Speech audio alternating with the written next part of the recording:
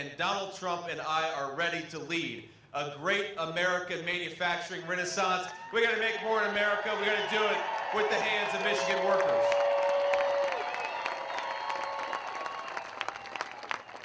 Now, I don't know if you saw yesterday, but we had a pretty fun debate in New York City. Did you guys watch the debate? We had a little fun?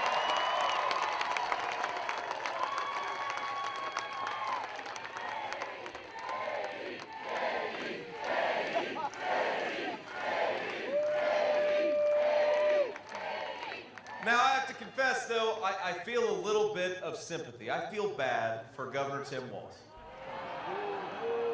Some of you clearly don't. But here's what I said to the governor last night is he has got actually the toughest job in American politics, and in some ways, I've got the easiest job in American politics.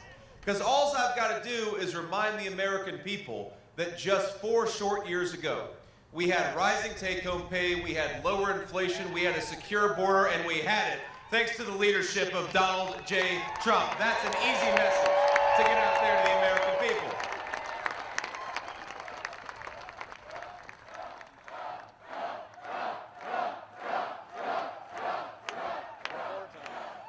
Now, Governor Walz, by contrast, think about it.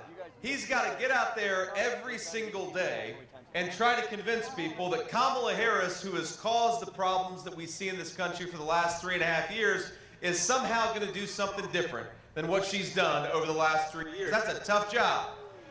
You know, I never worked in sales myself, but it's always good when you work in sales to have a good product to sell. And unfortunately for Tim Walz, he has got the crappiest product to sell in the entire United States of America. Because let's just recap this. Kamala Harris cast the deciding vote on trillions of dollars of spending that we couldn't afford, printing money that we didn't have, and driving the cost of inflation through the roof. That was thanks to Kamala Harris. Kamala Harris went to war on the American energy industry, driving the cost of fuel and gas and everything else through the roof. Kamala Harris was the border czar. Don't let the media lie to you. They bragged about her being the border czar for 3 years during the worst open border in the history of the United States of America. And Kamala Harris, by Joe Biden's own admission, was the last person in the room during some of the most disastrous foreign policy decisions in the history of this country.